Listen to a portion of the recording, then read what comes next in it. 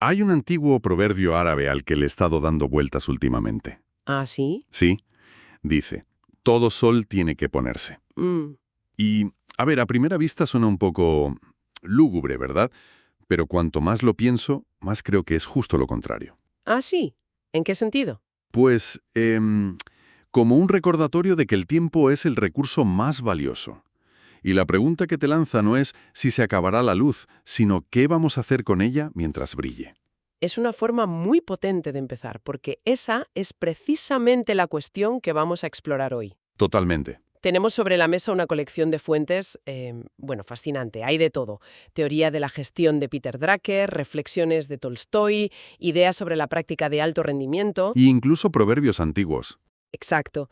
Y lo curioso es que, aunque vengan de mundos que no tienen nada que ver, juntas parece que dibujan una especie de, no sé, como una arquitectura del significado. Una arquitectura del significado. Me gusta mucho cómo suena eso. ¿Verdad? O sea que nuestra misión hoy es intentar destilar de todas estas ideas una guía, un mapa para una vida con más propósito. Mm, Ver cómo podemos evitar esa sensación de ir a la deriva, cómo cultivar la disciplina sin que sea una tortura y al final entender qué es lo que de verdad importa. Pues si te parece, empezamos por el gran villano de esta historia. Me parece perfecto. Hablemos de la deriva. De esa sensación de estar muy ocupado, pero sin ir a ninguna parte. Vaya, es que esa idea me resuena muchísimo. Y es curioso porque el primer autor que tenemos, Peter Drucker, no hablaba de personas. No, Hablaba de empresas. Él decía que la mayoría de las organizaciones no fracasan por papillo, por malas intenciones, sino por algo tan simple como la confusión. claro. Gastan una energía brutal, pero sin dirección. Es la clásica trampa de confundir actividad con progreso. Estar en movimiento no significa estar avanzando. Exacto. Druckers lo veía constantemente. Empresas llenas de gente brillante, trabajadora, que en conjunto no conseguían nada relevante, ¿Y por qué? porque nadie se había parado a definir la misión. Claro, él decía que la función número uno de un líder era dar dirección, pensar en la misión de la institución, establecer sus objetivos. Sin eso, es como tener una orquesta increíble donde cada músico toca una melodía diferente. Mucho ruido, pero cero música. Y la pregunta que él hacía para diagnosticar el problema era de una simpleza demoledora. ¿Cuál era? Se plantaba delante de los directivos y les preguntaba, ¿está su organización dando los resultados que debería? Si no, articule su misión. Directo al corazón del asunto. Totalmente. La mayoría de los fracasos, según él, nacen de esa ausencia. Nadie se sentó a definir qué significaba ganar. Es increíble cómo una idea del mundo de la gestión puede aplicarse tan directamente a la vida personal, ¿eh? Pues sí, y de una forma mucho más profunda, más visceral. Lo que Drucker vio en las hojas de cálculo, León Tolstoy lo vio en el alma humana. Ah, aquí entra Tolstoy. Y entra fuerte. Escribió algo que te deja helado. La falsa fe es la causa principal de la mayoría de nuestras desgracias. Falsa fe. ¿A qué se refiere con eso exactamente? A las mentiras cómodas que nos contamos para poder seguir a la deriva sin sentirnos mal. Por ejemplo, La mentira de que tenemos tiempo infinito. O la de que nuestras buenas intenciones valen más que nuestros resultados. o la peor de todas, La de que mañana, por arte de magia, empezaremos a vivir la vida que queremos sin cambiar nada hoy. vaya, Tolstoy no se andaba con chiquitas. Para nada. Utiliza una imagen brutal. Dice que a menudo confundimos el ataúd con la vida. Ostras, Nos pasamos años puliendo el ataúd, el currículum, la cuenta bancaria, las apariencias. mientras la vida, la de verdad, se nos escapa. Exacto. Descuidamos la tarea de ser por la obsesión de parecer. Uf, esa frase hay que digerirla, ¿eh? O sea que ir a la deriva es un lujo que solo creen poder permitirse los que piensan que son inmortales. Pero como dice el proverbio del principio. El sol se pone para todos, hayamos aprovechado la luz o no. Exactamente. ¿Estemos listos o no? Vale, si la deriva es el problema, me niego a quedarme ahí. Tolstoy, después de este diagnóstico tan duro, ¿ofrece alguna solución? ¿Alguna hoja de ruta para despertar? Por supuesto. Él no era un cínico, era un buscador. Y propuso un proceso muy concreto de 2 pasos. A ver, Su objetivo, y esto lo cito porque me parece una genialidad, era: el propósito de una vida humana es llevar el comienzo irracional de nuestra vida a un comienzo racional. O sea, poner un poco de orden en el caos de instintos y suposiciones con el que llegamos al mundo. Eso es. Entiendo. ¿Y cuál es el primer paso para poner ese orden? El diagnóstico, sin paños calientes, nos dice ver todas las cosas irracionales y poco sabias de la vida, dirigir la atención hacia ellas y estudiarlas. Básicamente hacer un inventario honesto y valiente. Totalmente. ¿Qué creencias tengo que no aguantan un análisis de 5 minutos? ¿Qué hábitos sigo haciendo por pura inercia? Suena bastante incómodo. Lo es. Muy incómodo. Pero el diagnóstico por sí solo no sirve de nada. De hecho, te puede llevar a la desesperación si te quedas ahí. Claro. Por eso el segundo paso es absolutamente crucial. ¿Y cuál es? La visión. Una vez has visto lo que no funciona, tienes que entender la posibilidad de una vida racional y sabia. No basta con saber de qué estás huyendo. Tienes que saber hacia dónde vas. Necesitas una imagen clara de la salud, no solo de la enfermedad. De acuerdo. Ver lo que está roto y luego imaginar cómo sería arreglado. Tiene sentido, pero es muy abstracto.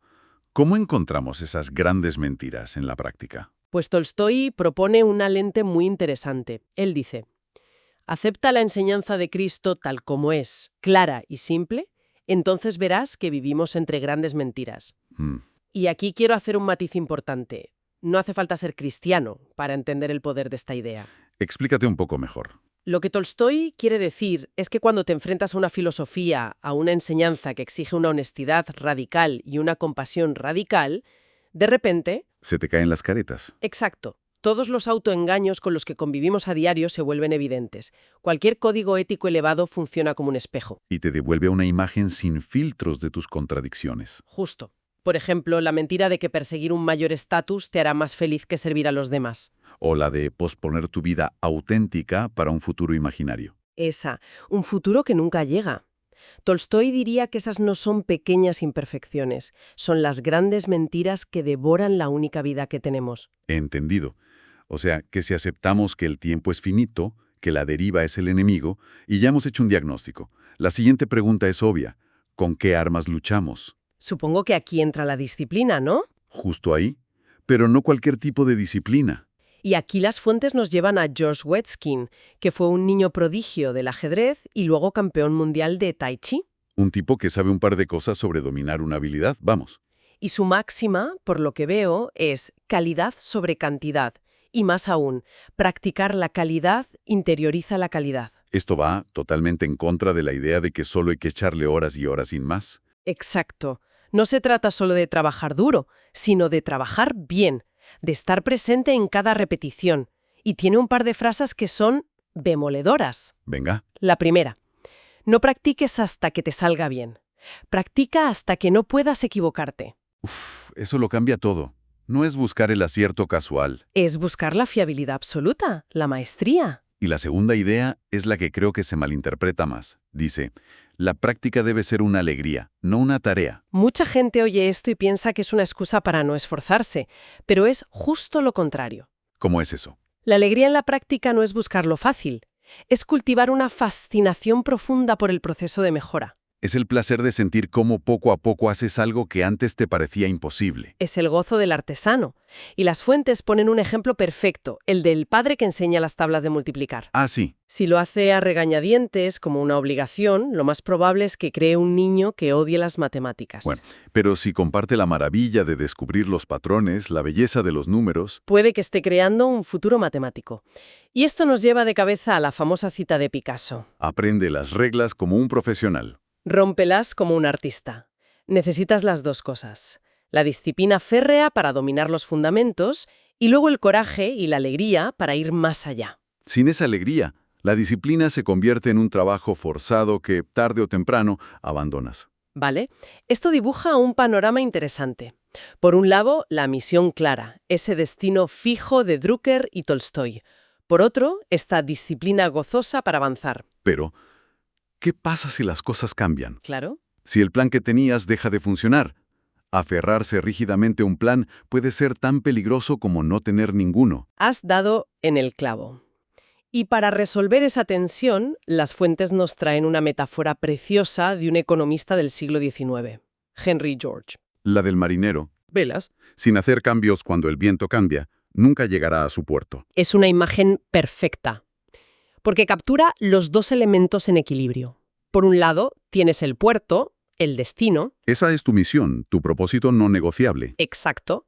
Sin saber a qué puerto vas, cualquier viento te vale, lo que significa que en realidad estás perdido en el mar. Pero por otro lado, está la navegación, el arte de ajustar las velas. Claro, el viento cambia, las corrientes se mueven, surgen imprevistos, un marinero que se obsesiona con mantener el timón fijo. Se acaba estrellando contra las rocas. Consiste en mantener esa tensión dinámica. Ni la rigidez del fanático, ni la flexibilidad sin rumbo del veleta. Sabes a dónde vas. Eso es sagrado. Pero el cómo llegas allí exige una atención y una humildad constantes para adaptar tus tácticas a la realidad. Me gusta esa idea de tensión dinámica. Y se conecta con otra cita de Emerson que aparece por aquí. La verdad no es propiedad de ningún individuo, sino el tesoro de todos los hombres. O sea, que la misión no es tanto imponer tu voluntad al mundo. Sino descubrir tu lugar y tu papel auténtico dentro de él. Exacto. Tu misión es descubrirla y ser fiel a ella, ajustando las velas cada día. Y para hacer eso, para saber cuándo hay que ajustar las velas, se necesita gestionar un recurso que a menudo ignoramos: la atención. Totalmente. Las fuentes lo introducen con un proverbio de un cuentacuentos, Joe Hayes, que dice: un secreto contado es un secreto perdido. Es una idea muy sutil, pero muy potente. A lo que le prestas tu atención, le das tu energía. A lo que atiendes lo amplificas. Y a partir de ahí se nos da una instrucción muy directa.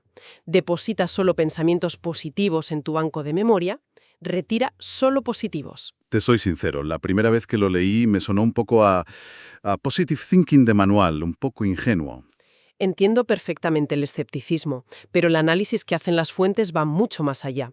No se trata de optimismo ingenuo, sino de asignación estratégica de recursos. ¿Cómo?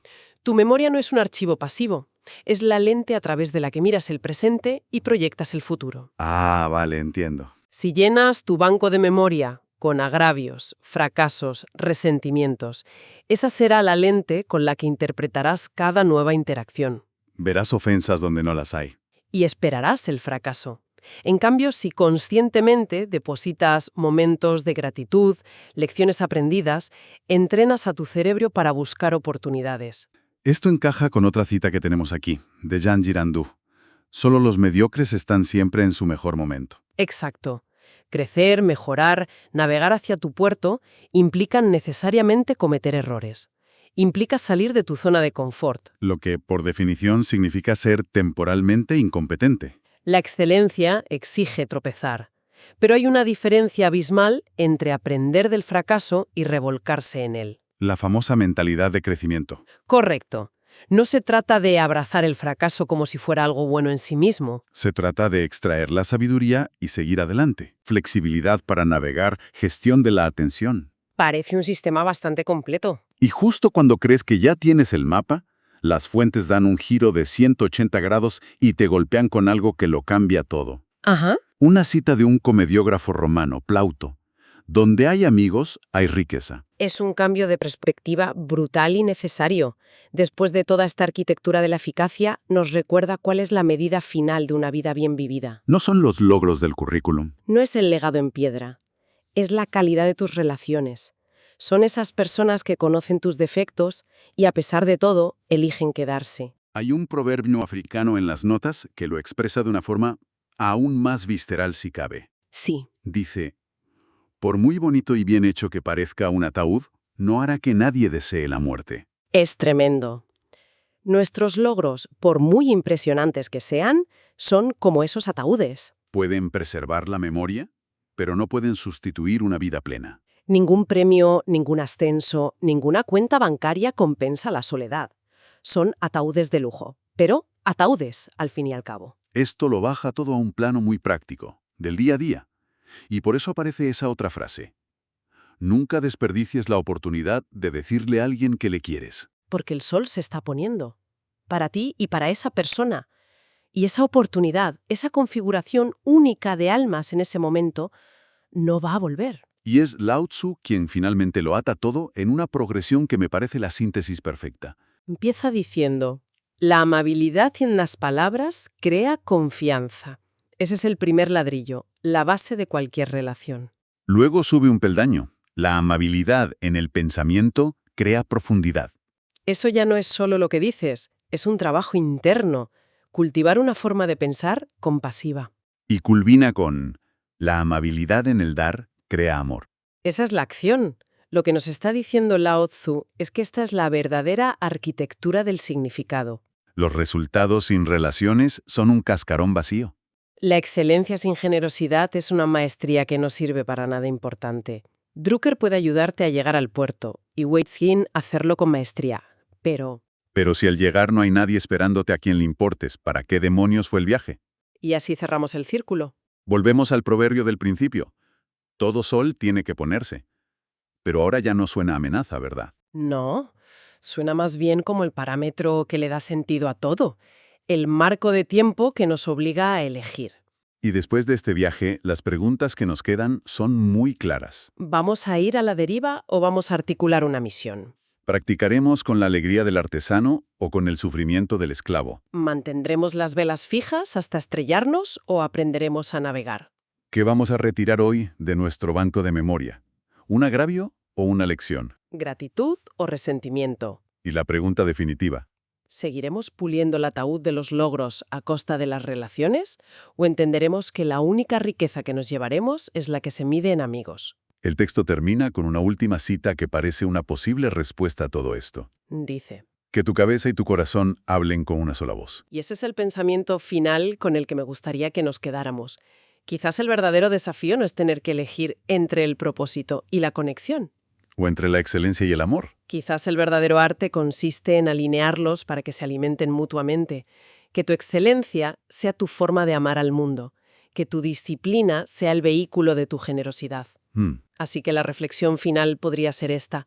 Si entendemos la vida como un viaje, donde la excelencia es el barco y la conexión humana es el puerto de destino, ¿qué pequeño ajuste en el timón, por mínimo que sea, podrías hacer hoy mismo para asegurarte de que ambos viajan en la misma dirección?